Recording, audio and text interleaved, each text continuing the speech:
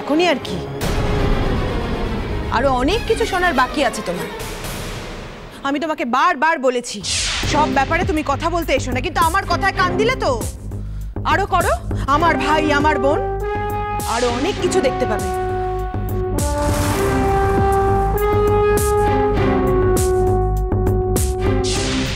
মা, শোনা চিঠি, একটা বাইরের মেয়েকে তোমরা এত মাথায় চড়িয়ে দিয়েছো যে সে এখন যা নয় তাই বলতে শুরু করেছে। হ্যাঁ,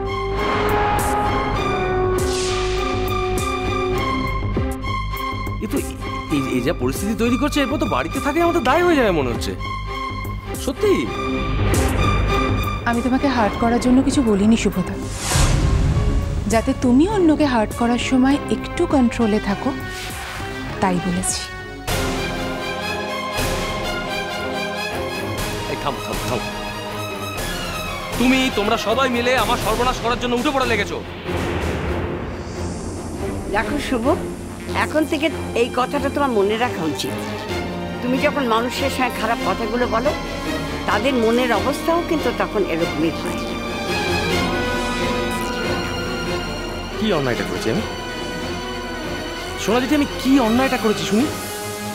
আমার বাড়ির লোক আমার সর্বনাশ করার জন্য উঠে পড়ে লেগেছে, আমি কিচ্ছু বলতে পারবো না? বাড়ি আর তার বরের ওখানে যাওয়ার কি দরকার ছিল? কেন গেছিল ওর ওখানে? সে মেয়েটা এসে কেন ছাটার মতো হসপিটালের মতো দাঁড়িয়ে রয়েছে সবার সামনে? সেবেলা কিছু না, না?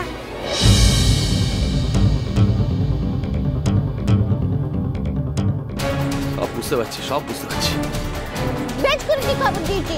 আমরা কি তোর কেনা গোলাম নাকি যে তুই যা বলবি তাই শুনবো? হ্যাঁ, নীলকুমারের এমন বিপদের দিনে আমরা নীলকুমারকেও ভালোবাসি আর কাজল রানীকেও ভালোবাসি। তাদের অমন দিনে না আমরা তাদের পাশেই থাকবো। হ্যাঁ চলো, চলে এসো এখান থেকে। দেখতে পাচ্ছ না সবাই একজোট হয়েছে? এখানে থাকলে মাথা গরম হয়ে যাবে, কি থেকে কি বলে দেবে। চলে এসো, চলে এসো এক্ষুনি।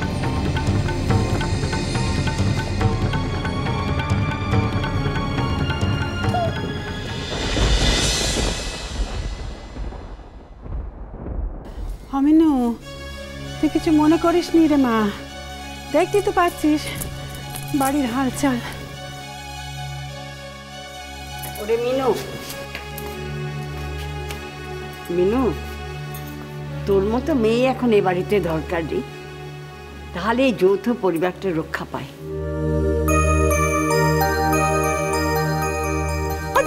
চলো দেখি, চল চল একটু প্যান্ডেলে ঘুরে আসি। তখন থেকে ভোমল ডাক পাচ্ছে, যারা এসে তাদের সঙ্গে একটু কথাবার্তা বলতে হবে তো। চল চল, আমি যাবো প্যান্ডেলে, আমি যাবো। আমি যাবো প্যান্ডেলে, আমি যাবো। হ্যাঁ, আমার নাচুনি মেয়ে, তুমি তো যাবে, তুমি কি আমার পিছু ছাড়বে? এসো অদি, এসো এসো এসো, চলো। মিনু, আমাদের সঙ্গে দেখা না করে কিন্তু যেও না, কেমন? আমি যাবার আগে বলে যাবো যেটা।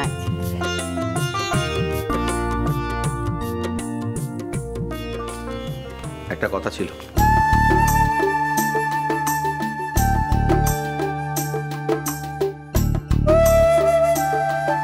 ভালোবাসি এই ন্যাকা কথাটা শুনতে আমার খুব অপছন্দ, আগেই জানিয়ে দিলাম। আমাকে পাগল মনে হচ্ছে? বরং এর উল্টো কথাটা আমি বলতে এসেছি।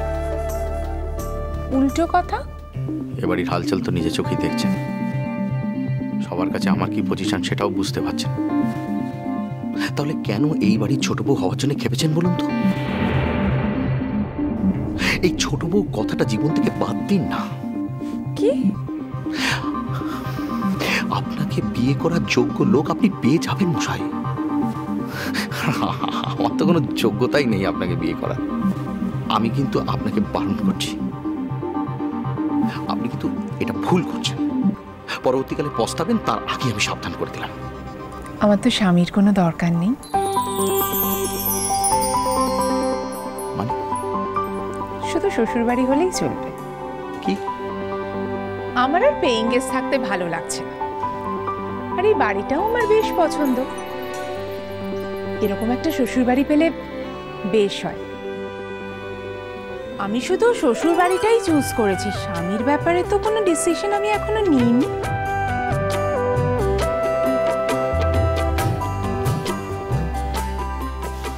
শুধু শ্বশুরবাড়ি হয় নাকি? হওয়ালেই হয়, স্বামী হিসেবে আপনাকে স্বীকার না করলেই তো হলো।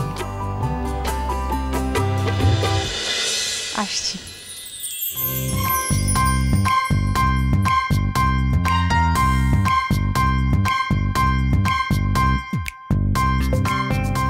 পাগল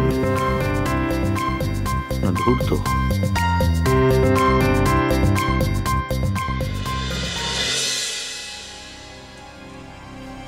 নীল, নীল, নীল, এই তো আমি তোমার কাছে এসে গেছি। এই তো দেখো, এই তো আমি তোমার কাছে এসেছি নীল, আমি তোমার কাছে চলে এসেছি। দেখো, আজকের দিনটা আমাদের ফুলসজ্জার দিন, কত লোকজন, কত হইচই। এই দিনটা তো আমার জীবনে আর দ্বিতীয়বার ফিরে আসবে না, বলো? হ্যাঁ, তুমি কেন ডক্টরদের ট্রিটমেন্ট করতে দিচ্ছ না? প্লিজ নীল, ডক্টরদের সঙ্গে একটু কোঅপারেট করো, দেখবে তাহলে তাহলে ওনারা তোমাকে তাড়াতাড়ি বাড়ি ছেড়ে দেবেন। প্লিজ নীল। কেন তুমি এখানে এসেছো? কেন তুমি এখানে এসেছো আশি? কেন তুমি ছায়ার মতো আমার পেছন পেছন সব জায়গায় ঘুরে বেড়াচ্ছ? কেন বলো? সব তুমি কি বলছো নীল? তোমার কি মাথাটা খারাপ হয়ে গেছে? তুমি আজকের দিনে মেয়েটার সঙ্গে এভাবে কথা বলছো, ওর মনে কতটা আঘাত লাগছে বলো তো? নীল, আরশি তোমার জীবনে ঘরের লক্ষ্মী হয়ে এসছে। ও লক্ষ্মীর মতো এখন তোমাকে সামলাবে, তোমার ঘর সামলাবে। আর তুমি কিনা তোমার সেই ঘরের লক্ষ্মীকে আজকের দিনে মনে আঘাত দিয়ে কথা বলছো নীল? নীল, একবার মেয়েটার মুখের দিকে তাকাও, তাকাও একবার প্লিজ। কাজল কোথায়? কাজল কোথায়? কাজলকে একবার আমার কাছে ডেকে দিলে তোমাদের কি এমন ক্ষতি হবে? আরে কি এমন ক্ষতি হবে বলো না? আমার কাজলের সঙ্গে খুব জরুরি কথা ছিল। যদি ওর সঙ্গে সারা জীবন আর কোনো কথা না হয়, ওর সঙ্গে যদি আর সারা জীবন কখনো দেখা না হয়, প্লিজ প্লিজ একবার ডেকে দাও, একবার ডেকে দাও আরশি, প্লিজ। আমি সারা জীবন তোমার গোলাম হয়ে থাকবো।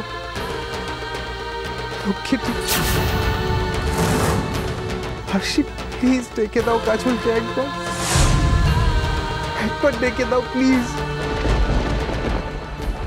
এখন তো দেখছি তোমার অসুস্থ হওয়াটা সম্পূর্ণ নাটক ছাড়া আর কিছুই নয়। তুমি অসুখে ছোট করে কাজলকে দেখতে চাইছো, তাই তো? না না আরশি, কোনো ছুতোয় আমি কাজলকে দেখতে চাই না। কাজলকে আমার দরকার। কেন বুঝতে পারছো না তুমি? কেন বুঝতে পারছো না? তুমি কেন বুঝতে পারছো না নীল? কাজল তোমার আর কেউ নয়, কেউ নয় ও তোমার। আজকের পর থেকে কাজলের সঙ্গে তোমার কোনো সম্পর্ক নেই।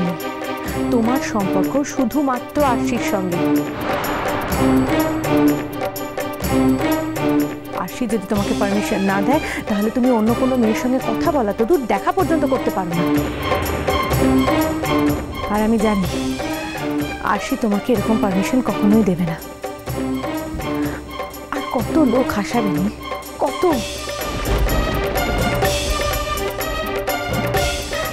যথেষ্ট হয়েছে।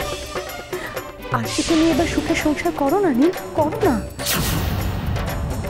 এর থেকে মৃত্যু, মৃত্যু, মৃত্যু চাই আমি।